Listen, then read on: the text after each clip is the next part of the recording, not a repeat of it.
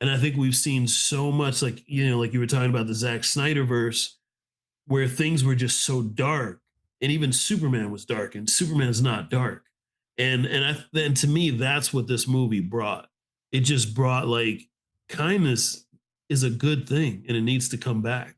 And I thought it just captured that in a beautiful way and made it cool, made it okay.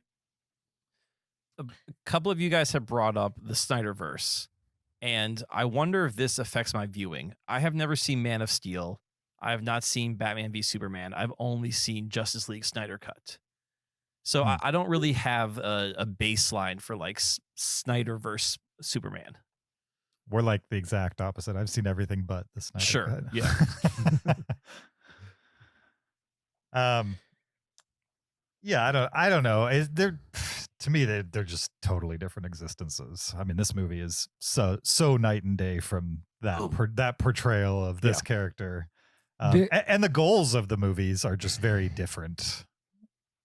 Zack Snyder was just doing a different thing with the character, both the character itself and just what he wanted the character to do in that world were very different than what I this feel was. a lot of what we've gotten in the last 20 years have been superhero movies, and this is a comic book movie.